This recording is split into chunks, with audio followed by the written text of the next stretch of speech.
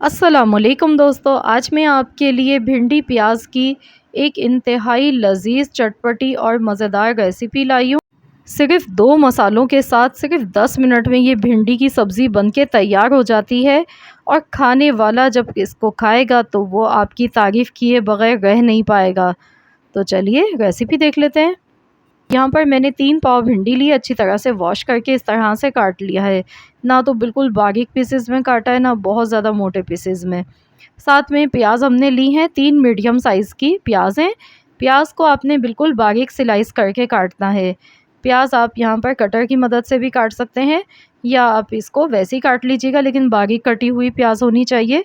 साथ में मैंने यहाँ पर 3 मीडियम साइज़ के टमाटर लिए हैं।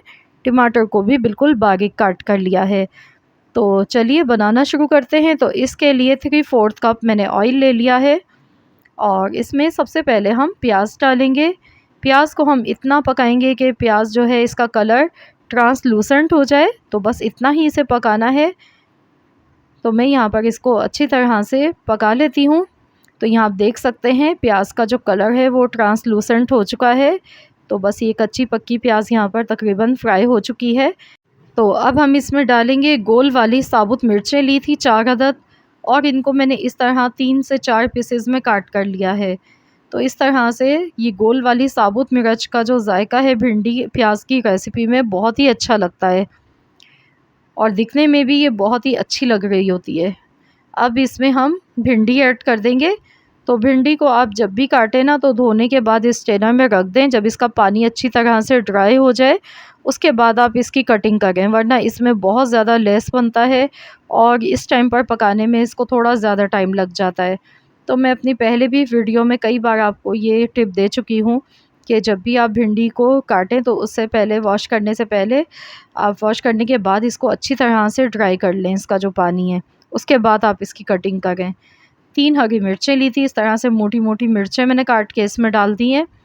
तो भिंडी को अब अच्छी तरह से मैं फ्राई कर रही हूँ। इतना पकाऊंगी कि इसमें जो एक लेस बनता है जब तक वो ख़त्म नहीं हो जाता है तब तक हम इनको अच्छी तरह से फ्राई करेंगे।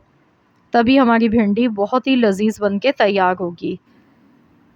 तो प्याज भी आप देख सकते हैं कितनी ज़बरदस्त इसमें लग रही है और हमने बिल्कुल बारीक काट के प्याज को लिया है। अगर आप मोटी कटिंग करके प्याज लेंगे तो सही से मज़ा नहीं आ पाएगा इसका। और यहाँ देखिए भिंडी को मैंने अच्छी तरह से 7 से 8 मिनट तक फ्राई किया है।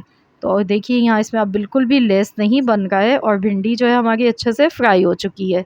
तो अब हम इसमें टमाटर डाल देंगे और अच्छी तरह से मिक्स करेंगे। टमाटर मैंने थोड़े ज़्यादा लिए हैं, तो टमाटर से ये बहुत ही ज़्यादा जूसी बन के तैयार होती हैं और खाने में भी बहुत ही मज़े की लगती हैं। टमाटर का फ्लेवर बहुत ही अच्छा लगता है भिंडी में। नमक डालेंगे 1 टेबल स्पून, कुटी हुई लाल मिर्च डाल देंगे 1.5 खाने का चम्मच, यानी कि 1.5 टेबल स्पून मैं कुटी हुई मिर्चें डाल गई हूँ, क्योंकि हमने इसमें प्याज भी ज़्यादा सी डाली है और 3 पाव भिंडी है। तो अगर आप कम मिर्चें रखेंगे तो फिर इसमें मिठास आएगी जो कि बिल्कुल अच्छी नहीं लगेगी। तो आपने मिर्चें थोड़ी सी इसमें ज़्यादा ही डालनी है, चटपटी बनती हैं तो ये ज़्यादा मज़े की लगती है। तो मैंने अच्छी तरह मिक्स कर लिया है इसको। तो अब हम इसमें पानी का बिल्कुल भी इस्तेमाल नहीं करेंगे, क्योंकि टमाटर का जो जूस है उसी में भिंडी अच्छी तरह से पक जाएगी। बस हमने इसे कवर कर देना है 5 से 6 मिनट के लिए। बिल्कुल हल्की दम वाली आंच पर पकाना है। तो अगर आपको टमाटर पसंद नहीं है तो आप इसकी जगह पर नींबू का रस भी इस्तेमाल कर सकते हैं। तो यहाँ पर 6 मिनट हो चुके हैं, तो चलिए देख लेते हैं। तो मैं आपको दिखाती हूँ, ये देखिए भिंडी की शक्ल से ही पता चल रहा है अच्छी तरह से ये कुक हो चुकी है और जो टमाटर हैं वो भी देखिए बिल्कुल सॉफ्ट हो चुके हैं इसमें। तो थोड़े थोड़े से टमाटर के चंक्स नज़र आएँ तो खाने में मज़ा आता है और बहुत ही चटपटी लजीज चटखारेदार हमारी ये भिंडी प्याज की रेसिपी बनके बिल्कुल तैयार हो चुकी है।